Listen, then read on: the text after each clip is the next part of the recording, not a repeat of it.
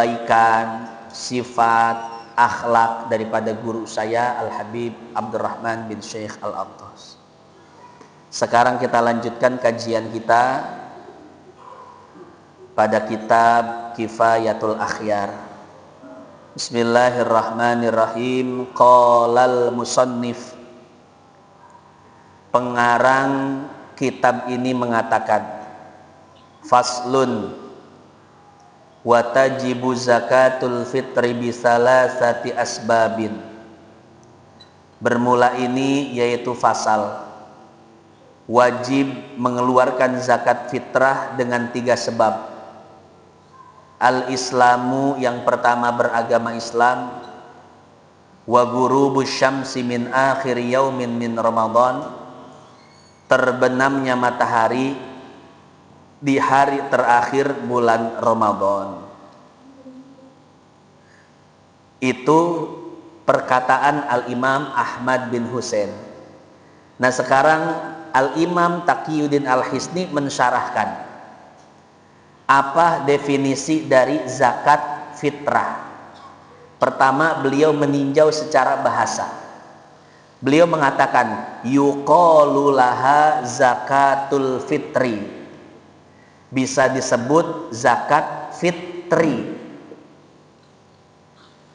wa yuqalu laha zakatul fitrah, bisa juga disebut zakat fitrah.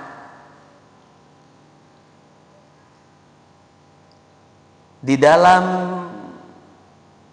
ungkapan setelahnya beliau mengatakan zakatul badan, bisa disebut juga dengan zakat badan. Jadi bisa disebut dengan 3 sebutan ya, zakat fitri, zakat fitrah, zakat badan.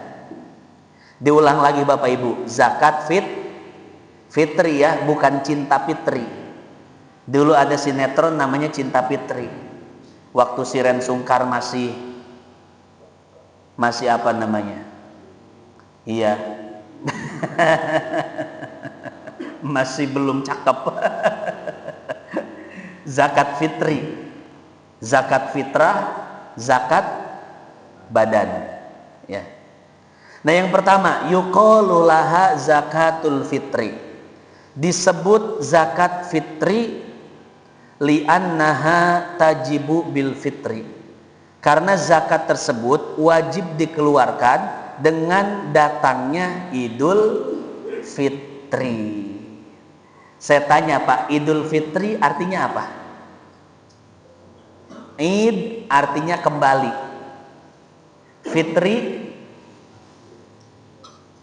Fitri suci, bukan. Fitri itu artinya bukan suci. Ya. Fitri itu artinya tidak berpuasa. Jadi Idul Fitri artinya kembali tidak berpuasa. Kan sebelum Ramadan kita tidak berpuasa. Kemudian Ramadan puasa. Nah, setelah Ramadan berakhir, Idul Fitri kembali tidak berpuasa. Kembali makan-makan. Ya, kembali merayakan. Jadi seperti itu. Karena ciri hari raya adalah tidak ada puasa. Ciri hari raya itu makan-makan. Ya. Maka yang namanya Idul Fitri disebut dengan hari raya. Cara merayakannya tidak puasa, dengan cara makan-makan. Makan sama keluarga, kumpul dan lain sebagainya. Jadi Idul Fitri itu bukan kembali kepada kesucian, bukan. Tapi kembali tidak berpuasa, ya. Idul Fitri. Wa yuqalu laha, dan dikatakan pula zakatul fitrah. Disebut zakat fitrah. Apa artinya fitrah? Ay al-khilqah, yaitu badan, fisik. Jadi fisik kita dizakati, badan kita dibersihkan. Zakat kan artinya bersih ya. Zaka yazku zakatan, artinya bersih. Zaka yuzaki, membersihkan. Jadi zakatul fitri yaitu membersihkan badan dari dosa dosa. Ya. Kalau zakat mal artinya apa? Zakat membersihkan, mal harta. Berarti zakat mal membersihkan harta. Membersihkan dari apa? Dari kemungkinan haram. Bisa jadi saat kita jual beli ada kemungkinan haram yang masuk ke dalam uang kita. Ketika kita berbisnis, apapun itu yang menghasilkan uang, kemungkinan ada unsur haram masuk ke dalam harta kita. Maka kemungkinan haram itu dibersihkan dengan cara dikeluarkan zakatnya, ya.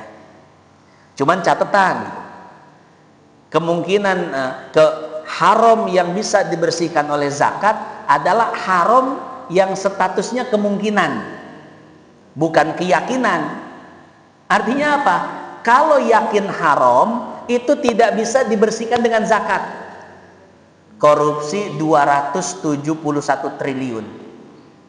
Haram nggak Pak? Yakin haramnya. Nah, ketika yakin haram, maka tidak bisa dibersihkan dengan zakat. Ya, jangan sampai salah paham. Akhirnya harta haram dikeluarkan zakatnya. Dengan maksud apa? Untuk membersihkan harta tersebut. Nggak bisa. Kalau bisa nanti ada konsep baru namanya zakat korupsi. Orang dengan gampangnya korupsi aja.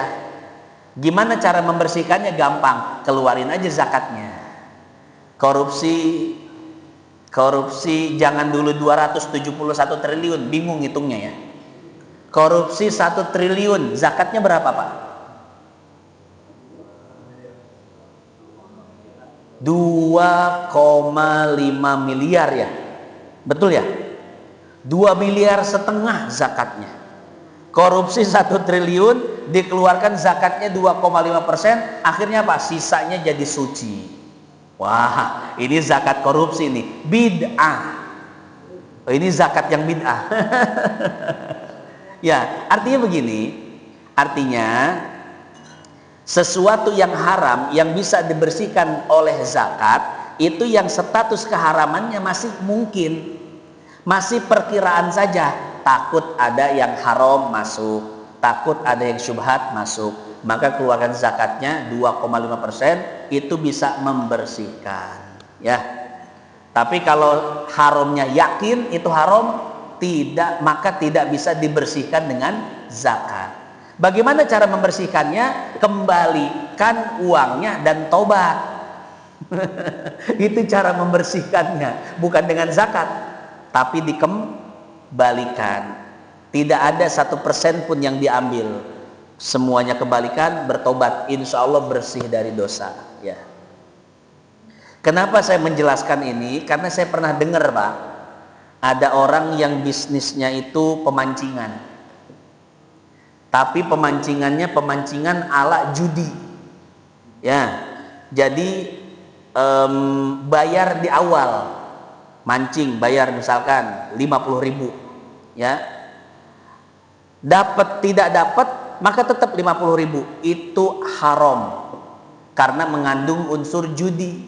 Judi itu kan unsur tebak-tebakan, tidak pasti, ya. Jadi bayar 50.000 itu nggak pasti dapatnya berapa. Ada yang dapat sampai 3 kilo, wah, rugi berarti bandar kan. Rugi sampai 3 kilo, berapa duit Pak? Biasanya yang dimancing ikan apa? 60.000. Ikan emas, yang dipancing ikan emas. Misalkan dapat 10 kilo deh. Iya. Sekilo berapa emas? 20.000. Berarti 10 kilo 200.000. Dia bayar 50.000 tapi dapat ikannya 200.000. Rugi nggak? Rugi. Ada lagi orang yang bayar 50.000 nggak dapat satu pun. Siapa yang rugi? Inilah yang disebut dengan unsur judi, adanya ketidakpastian. Bagaimana cara mancing yang benar? Ya, cara mancing benar silahkan mancing. Dapat berapa di kilo bayar, selesai, begitu Pak. Ya, cara yang benar seperti itu. Atau biaya admin deh, biaya, ada biaya apa? Pengurusan tempat. Itu namanya ijaroh, sewa tempat. Masuknya doang 10.000 misalkan. Boleh kalau itu, ya. Kalau biaya masuk namanya ijaroh. Biaya sewa lapak. Adapun ikannya nanti di kilo, ya. Nah, ada orang yang punya usaha pemancingan dengan sistem yang haram seperti itu, judi. Saya dengar dia bilang gampang, walaupun itu haram, tinggal keluarin zakatnya aja. Ya, zakat bisa membersihkan sesuatu yang haram. Saya bilang, oh nggak bisa. Sesuatu yang haram yang bisa dibersihkan oleh zakat adalah yang haramnya kemungkinan-kemungkinan, bukan yang yakin haram. Nah, jadi sesuatu yang yakin haram tidak bisa dibersihkan dengan zakat. Kita lanjutkan. Jadi ada zakat harta, ada zakat badan. Zakat harta membersihkan harta, zakat badan membersihkan badan fisik dari dosa. Yakni zakatal badan li'annaha tuzakkin nafsah. Karena zakat badan bisa membersihkan diri. Ai tutahhiruha wa tanmi amaluha. Artinya bisa membersihkan dari dosa dan bisa mengangkat amalnya sehingga diterima oleh Allah. Nah, itu makna zakat secara bahasa. Kemudian Imam Hisni menjelaskan dalilnya. Apa dalil wajib zakat fitrah? Tsummal aslu fi wujubiha. Kemudian dalil tentang kewajibannya. Ma rawahu syaikhan, yaitu sebuah hadis yang diriwayatkan oleh dua syekh. Yang dimaksud dua syekh dalam ilmu hadis adalah Bukhari dan Muslim. Kalau dalam ilmu fikih Syafi'i, yang dimaksud dua syekh adalah Nawawi dan Rafi'i, ya. Nah, ini dalam ilmu hadis. Jadi yang dimaksud dua syekh di sini adalah Bukhari dan Muslim. Diriwayatkan oleh Imam Bukhari dan Muslim di dalam sahihnya. Ani bin Umar, dari sahabat Nabi yang bernama Abdullah bin Umar. Beliau ini anaknya Sayyidina Umar bin Khattab. Dan beliau ini orang yang sangat mengikuti sunnah Nabi. Baik sunnah Nabi yang bisa difahami ataupun sunnah Nabi yang tidak bisa dipahami. Kata beliau, yang penting saya mengikuti Nabi, baik difahami atau tidak difahami. Ya. Salah satunya pernah beliau itu mengelilingi pohon, Pak. Beliau datang pada satu pohon, kemudian pohon itu dikelilingi 3 kali. Ada sahabat yang bertanya, wahai Abdullah bin Umar, kenapa engkau mengelilingi pohon ini? Beliau jawabannya apa? Karena saya pernah melihat Nabi mengelilingi pohon ini 3 kali. Saya tidak tahu apa maksudnya, saya tidak tahu apa keutamaannya, dan saya tidak mau tahu. Yang saya inginkan adalah mengikuti sunnah Nabi Sallallahu Alaihi Wasallam. Jadi kalau ada sunnah Nabi, Pak, langsung kerjakan, laksanakan. Tidak butuh alasan untuk kita melaksanakannya. Ya, karena kebanyakan orang ketika akan melaksanakan sunnah Nabi nanya dulu pahalanya apa. Ya, kata saya sunnah puasa Ayyamul Bid 3 hari setiap bulan Hijriyah, tanggal 13, 14 Hijriyah. Atau 14, 15, 6 Hijriyah. Saya bilang itu sunnah Nabi. Jamaah tanya, Ustadz pahalanya apa? Artinya apa? Artinya begini, Pak. Kalau pahalanya menggiurkan, kalau pahalanya itu luar biasa, jamaah baru akan mengerjakannya. Tapi kalau cuman ya pahalanya paling ampunan dari Allah, biasanya tidak mengerjakan. Ya. Ini kira-kira, Pak, orang yang seperti itu kalau dianalogikan seperti apa? Ya seperti orang kerja, betul nggak? Bukan ibadah, kerja namanya. Kalau kerja kan sebelum kita kerja nanya dulu gaji ya. Saya kerja di sini gajinya berapa Pak? UMR. Oh siap. Kalau nggak UMR saya nggak mau. Kerja kan namanya. Sama, puasa Ayyamul Bid pahalanya apa? Ya, oh pahalanya ini. Oke siap. Kerja namanya. Bukan ibadah. Ya. Tapi sebenarnya tidak jadi masalah. Kita mengerjakan ibadah, menginginkan pahala, menginginkan surga, menginginkan kemudahan rezeki. Boleh nggak? Tapi dalam tingkatan ikhlas, namanya ikhlas apa? Ikhlasul awam. Jadi memang kebanyakan orang beribadah karena pengen pahala, pengen balasan dari Allah Subhanahu wa ta'ala. Tapi dalam tinjauan ilmu etika, ilmu adab, tasawuf, tazkiyatun nafs, itu kurang bagus ya. Nah maka sesuatu yang paling bagus itu telah dicontohkan oleh Abdullah bin Umar. Beliau melaksanakan sunnah Nabi tanpa pernah ingin tahu apa pahalanya, apa keuntungannya, apa balasannya. Yang beliau inginkan cuman mengikuti sunnah Nabi Shallallahu Alaihi Wasallam. Ya, sama seperti alasan, sama seperti hukum haram makan babi, Pak. Ya, coba saya tanya, kenapa babi haram?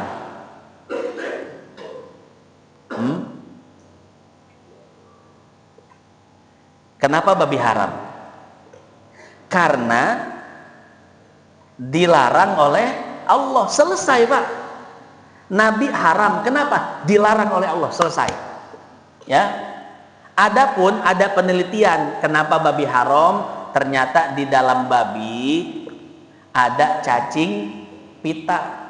Cacing yang tidak mati walaupun dipanggang. Cacing yang tidak mati walaupun digoreng. Ya, makannya babi haram. Ini kira-kira lebih bagus yang mana Pak alasannya? Kalau Bapak misalkan ditanya, kenapa babi haram? Alasannya karena dilarang oleh Allah atau karena ada cacing pita di dalamnya yang bisa membahayakan tubuh? Yang mana yang lebih bagus? Iya, yang pertama. Kenapa babi haram? Karena dilarang oleh Allah. Sudah selesai. Mau faidahnya apa, hikmahnya apa, itu urusan lain. Yang pertama, alasan utama kenapa babi haram, karena dilarang oleh Allah. Selesai. Itu mazhabnya para sahabat. Mereka itu nggak mau tahu apa keutamaannya, apa keuntungannya melaksanakan ini itu. Yang mereka inginkan taat kepada Allah dan Rasulnya dan mengikuti sunnah-sunnah Rasul. Selesai Pak. Karena begini, kalau seandainya ditanya kenapa babi haram, oh, karena di dalam babi ada cacing pitanya yang tidak bisa mati, digoreng, dipanggang, nggak bisa mati. Pertanyaannya begini Pak, lalu bagaimana kalau ditemukan alat yang bisa membunuh cacing-cacing, bakteri-bakteri, kuman-kuman yang ada di dalam daging babi? Kira-kira babi jadi halal nggak? Bisa jadi halal Pak, betul nggak? Ya, karena kan kumannya, virusnya, cacingnya sudah mati. Jadi kalau dimakan aman, bisa halal itu. Nah, jadi seperti itu ya. Makanya imannya sahabat itu tidak bisa dikalahkan oleh iman siapapun. Sekalipun orang yang paling soleh, paling alim, paling berilmu, paling ahli ibadah di zaman sekarang Pak, imannya sahabat itu tidak bisa dikalahkan oleh imannya generasi siapapun. Apalagi imannya Sayyidina Abu Bakar Siddiq. Sayyidina Abu Bakar Siddiq itu kata Nabi, imannya lauzi'a imanu Abi Bakrin. Andai imannya Abu Bakar dibagikan pada seluruh orang di dunia, ya. Atau misalkan andai seluruh orang imannya dikumpulkan kemudian ditimbang dengan imannya Abu Bakar, niscaya iman Abu Bakar lebih berat daripada iman seluruh manusia. Kenapa begitu? Abu Bakar Pak, Ketika Nabi berjalan, Abu Bakar itu kadang lari ke belakang, ngecek ke belakang, kadang lari ke depan, kadang ke samping kiri, kadang di samping kanan. Nabi bertanya, wahai Abu Bakar, mengapa engkau melakukan itu? Apa jawaban Abu Bakar? Wahai Nabi, aku berlari depan ke belakang, ke kiri, ke kanan untuk memeriksa apakah di sana ada musuh. Andai di sana ada musuh, biar Abu Bakar yang mati duluan, asalkan engkau selamat. Lihat Pak, bagaimana imannya Abu Bakar As-Siddiq. Ya, makanya nggak heran kata Nabi, kalau iman Abu Bakar itu ditimbang dengan iman seluruh manusia di dunia, niscaya iman Abu Bakar masih lebih berat daripada iman seluruh manusia. Itulah imannya para sahabat. Kenapa demikian? Keyakinan, ketulusan. Sahabat gak pernah bertanya, Rasul ini amalan ini pahalanya apa? Amalan ini keutamaannya apa? Amalan yang buat lancarnya rezeki apa Rasul? Enggak. Sahabat itu taat kepada Allah dan senantiasa mengikuti sunnah Rasul. Makanya mereka itu istimewa sekali, ya. Kan kalau kita mah sering nanya ya, betul nggak? Ya, fadilahnya apa? Pahalanya apa? Keutamaannya apa? Kita ini untuk taat kepada Allah masih harus diiming-imingi oleh pahala. Ada juga yang gak mempan sama pahala Pak. Harus iming-imingannya itu keuntungan dunia. Rezeki lancar, usaha lancar. Berarti kan iman kita masih tipis banget ya. Lihat Abdullah bin Umar luar biasa. Dia memutari pohon, alasannya apa? Saya melihat Nabi memutari pohon itu. Saya nggak tahu alasannya apa, keutamaannya apa, keuntungannya apa. Yang saya ingin tahu hanyalah saya mengikuti sunnah Nabi Shallallahu Alaihi Wasallam. Abdullah bin Umar radhiyallahu anhu, beliau mengatakan, farada Rasulullah Shallallahu Alaihi Wasallam zakat al-fitri. Rasul mewajibkan kepada umatnya untuk mengeluarkan zakat fitrah. Min Ramadan, boleh dikeluarkan dari semenjak bulan Ramadan. Alan nas so'an min tamrin au so'an min syair. Kadarnya adalah satu sok dari kurma atau satu sok dari gandum. Itu ukuran sana sok. Kalau dikonversi ke Indonesia dengan menggunakan bahan makanan pokok Indonesia, yaitu 3,5 liter beras. Beras ukurannya 3,5 liter. Kalau di kilo berapa? 2,5 kilo. Jadi kalau pakai liter 3,5 liter, kalau pakai kilo 2,5 kilo. Ala kulli hurrin au abdin, kepada siapapun baik merdeka atau seorang hamba. Dzakarin au unsa, laki-laki atau perempuan, minal muslimin, yang tergolong dalam kategori orang-orang muslim. Wadda'a Ibnul Mundir al-ijma' ala wujubiha. Ibnu Mundir mengatakan bahwasanya wajibnya mengeluarkan zakat fitrah merupakan ijma' para ulama. Titik. Sampai situ pembahasan kita pada kesempatan kali ini. Wallahu a'lam bishawab.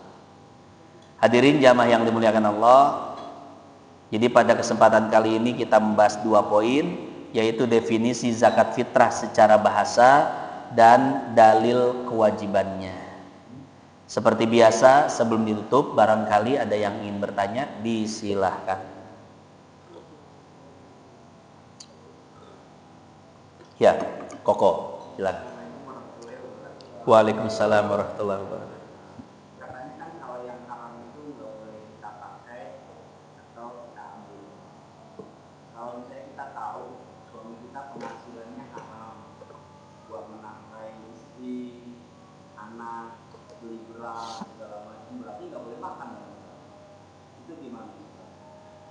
Membiayai sekolah dan lain sebagainya, anak sama istrinya gimana?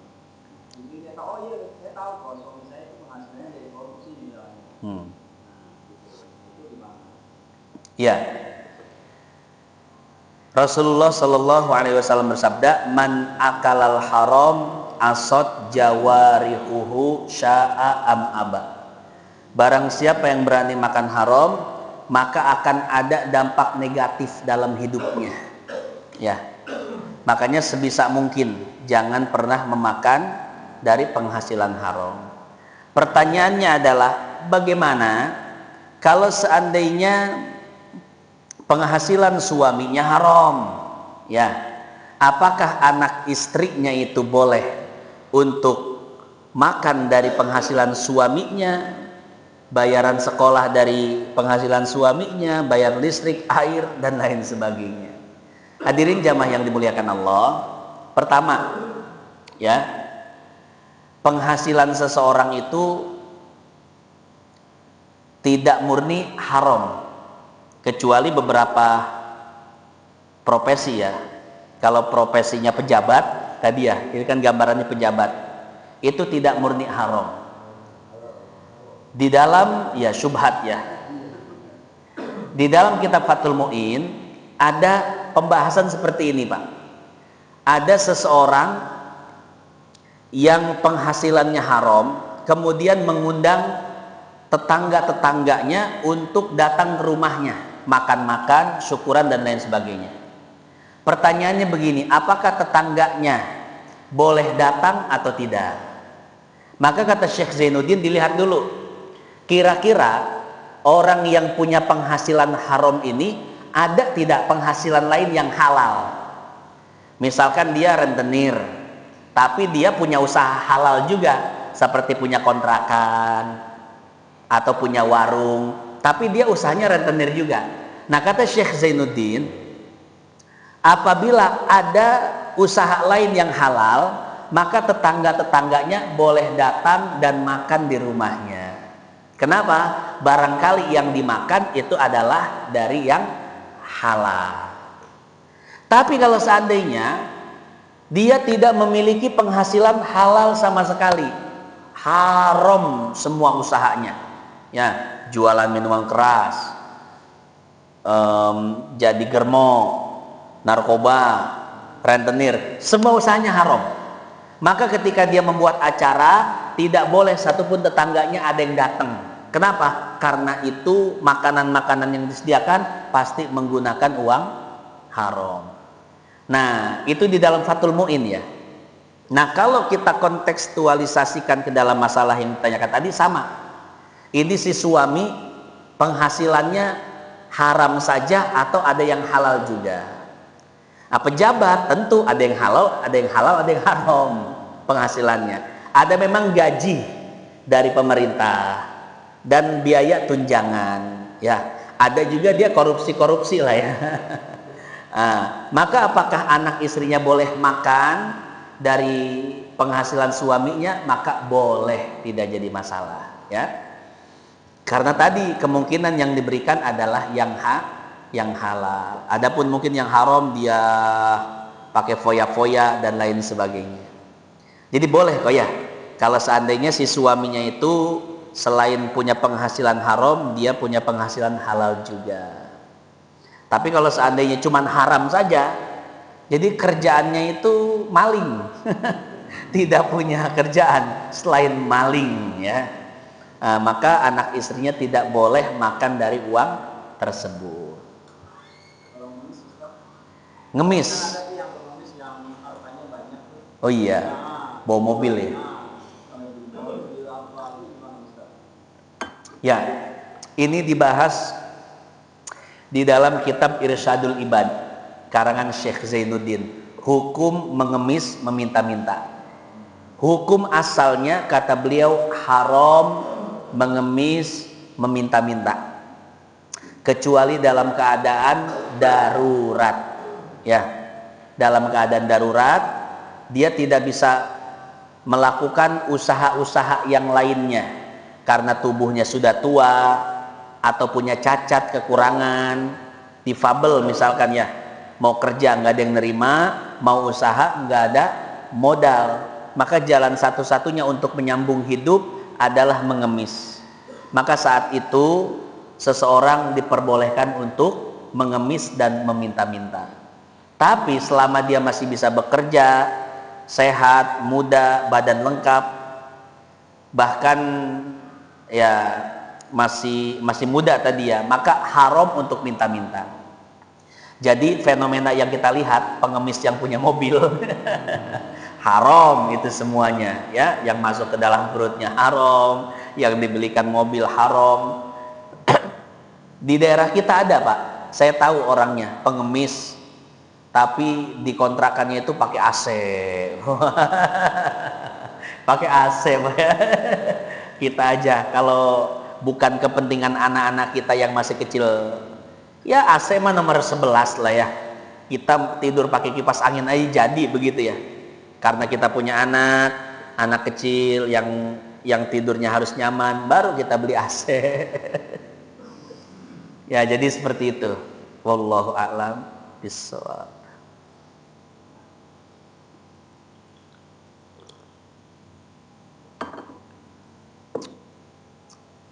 Ada lagi? Ya silahkan. Waalaikumsalam warahmatullahi wabarakatuh.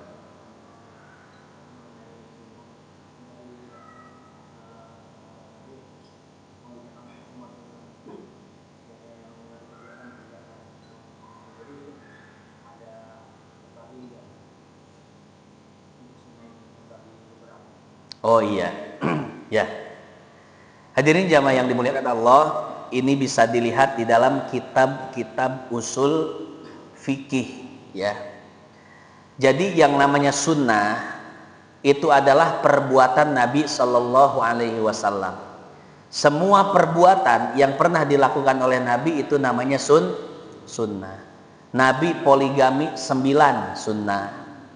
Nabi pernah kencing berdiri sunnah. Nabi makan sunnah. Nabi sholat duha sunnah. Nabi sholat 5 waktu sunnah. Ya, makanya sunnah itu konteksnya bukan hukum. Maka sunnah Nabi Shallallahu Alaihi Wasallam ketika dijadikan hukum itu beda. Sunnah Nabi hukumnya ada 5. Ada sunnah Nabi yang haram dilakukan oleh umatnya. Apa? Yaitu poligami lebih dari 4. Betul ya? Nabi kan pernah poligami sampai 9. Berarti poligami 9 itu sunnah Nabi. Tapi sunnah Nabi ini haram untuk dilakukan oleh umatnya. Jadi ada sunnah Nabi yang haram dilakukan. Yang kedua, lihat hadis riwayat Abu Daud. Nabi pernah kencing berdiri. Berarti kencing berdiri sunnah Nabi ya. Cuman sunnah Nabi ini makruh dilakukan oleh umatnya ya. Yang ketiga, ada sunnah Nabi yang boleh dilakukan oleh umatnya. Apa? Makan, minum, tidur, aktivitas sehari-hari ya. Itu sunnah Nabi dan boleh dilakukan oleh umatnya. Yang keempat, sunnah Nabi yang sunnah dilakukan oleh umatnya. Apa? Sholat duha, witir, itu kan sunnah Nabi ya. Artinya Nabi pernah melakukan itu dan umatnya sunnah melakukan itu. Yang kelima, ada sunnah Nabi yang wajib dilakukan oleh umatnya. Apa? Sholat 5 waktu. Sholat 5 waktu adalah sunnah Nabi karena Nabi melakukan itu dan itu wajib dilakukan oleh umatnya ya. Jadi sunnah Nabi ketika dikonversi ke dalam hukum, maka jadi berapa hukumnya? Jadi 5. Tidak semua sunnah Nabi itu sunnah dilakukan, enggak.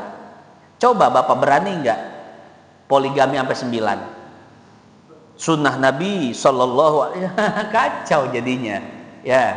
Kencing berdiri, Bapak kencing berdiri depan orang, terus bilang, berani enggak bilang ini sunnah Nabi Sallallahu Alaihi Wasallam ya. Artinya betul itu semua pernah dikerjakan Nabi, tapi ketika kita mengerjakan, hukum buat kita itu apa? Nah, itulah pengertian sunnah Nabi Sallallahu Alaihi Wasallam. Kemudian di dalam usul fikih juga dibahas Pak tentang perbuatan Nabi. Perbuatan Nabi itu apakah dia ibadah, apakah cuman adat, tradisi? Ya. Apakah ibadah, apakah tradisi? Kalau ibadah berarti perlu kita ikuti, dan itu pun hukumnya masih bercabang seperti tadi. Kalau tradisi, karena Nabi orang Arab misalkan pakai imamah, pakai gamis, itu kan tradisi orang Arab, berarti itu sunnah tidak kita lakukan. Nah, itu ada pembahasan khusus nanti di dalam ilmu usul fikih ya. Jadi perbuatan Nabi itu apakah ibadah, apakah tradisi? Ya, kurang lebih seperti itu ya penjelasan tentang sunnah. Wallahu a'lam. Ya, Koko silakan. Ustaz, boleh nggak kita mengganti yang kurang dengan yang palsu? Misalnya kakinya kecelakaan, ganti yang palsu, yang kakinya robotik, kakinya juta, terus atau mungkin yang giginya ompong, disebabkan palsu, tangan palsu dan lain sebagainya. Iya. Di dalam hadis riwayat Imam Abu Daud, ada seorang sahabat yang ikut berperang, kemudian hidungnya itu patah karena terkena tebasan pedang orang kafir. Perang dimenangkan oleh orang Islam, tapi beberapa sahabat jadi cacat. Ada yang tangannya buntung, kakinya buntung, ada yang tertusuk tombak, ada yang hidungnya buntung. Akhirnya sahabat ini mengganti hidungnya itu dengan hidung besi, sehingga sambungannya ini menjadi busuk, karena kan besi bisa karatannya. Kemudian kata Nabi, hei sahabatku, mengapa engkau tidak menggantinya dengan emas? Ya, ganti saja dengan hidung emas, karena emas tidak berkarat. Akhirnya sahabat ini pun mengganti hidung yang patah dengan hidung emas. Ya. Nah, dari sini Imam Nawawi dalam Al-Majmu mengatakan bahwa mengganti atau merubah ciptaan Allah hukumnya haram, kecuali dalam keadaan darurat, seperti tadi hidung yang putus kemudian disambung dengan hidung palsu.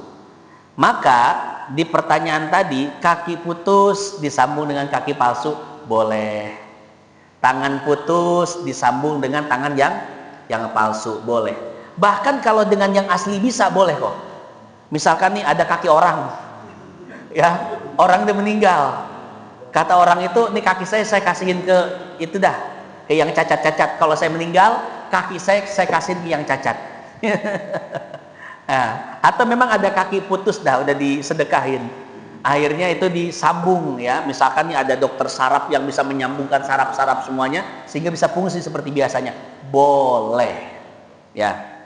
Ada orang kecelakaan, misalkan kecelakaan sebagian mukanya habis, akhirnya ditambal dengan daging-daging yang lainnya, daging paha, pantat, daging orang ditambal jadi halus lagi, boleh ya. Karena kata Imam Nawawi itu untuk memperbaiki, bukan untuk mempercantik. Kalau mempercantik itu haram, hidung pesek dimancungin, ya, dagu yang biasa dijadiin belah, kulit hitam suntik putih, operasi plastik, gigi palsu boleh, tidak jadi masalah. Karena gigi ini masuknya nanti dalam kebutuhan primer untuk makan, gigit dan lain sebagainya, bukan sekedar mempercantik ya. Kalau sekedar mempercantik itu haram. Misalkan gimana mempercantik? Kawat gigi ya. Kawat gigi juga ya, merapihkan gigi tidak jadi masalah sih ya. Merapihkan gigi tidak jadi masalah. Apalagi yang mohon maaf giginya itu nggak beraturan. Ada yang tonggos, misalkan. Yang tonggos pun dilihat ya. Kalau misalkan dengan tonggosnya itu tidak mencegah dia makan, tidak mencegah dia bicara, itu tidak boleh operasi untuk merapihkan, nggak boleh. Allah sudah ciptakan dia seperti itu, dia harus terima dengan tonggosnya. Kecuali tonggosnya itu menyebabkan dia susah bicara, susah makan, atau cameh, tahu cameh Pak? Gini, yang bawahnya lebih maju, gitu ya. Nah, itu susah bicara, susah makan, maka boleh dioperasi. Wah, ya. Jadi hanya sekedar mempercantik, memperindah haram, tapi untuk mengembalikan fungsi itu tidak jadi masalah, kata Imam Nawawi. Kurang lebih seperti itu. Wallahu a'lam bissawab. Kita tutup dengan Ummul Quran suratul Fatihah. Mudah-mudahan yang sedikit ini manfaat jadi tabungan kita di akhirat. Al-Fatihah. Alhamdulillah.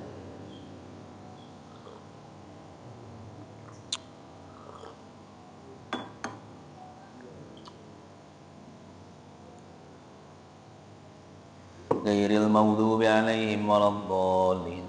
Allahumma taqabbal minna salatana wa siyamana wa qiyamana wa ruku'ana wa sujudana wa tammim taqsirana ya Allah ya arhamar rahimin. Sallallahu ala sayyidina Muhammad an-nabiyil ummi wa ala alihi wa sahbihi wa sallam. Walhamdulillahi rabbil alamin. Subhanakallahumma bihamdik asyhadu an la ilaha illa anta nastaghfiruka wa natubu ilaik. Assalamualaikum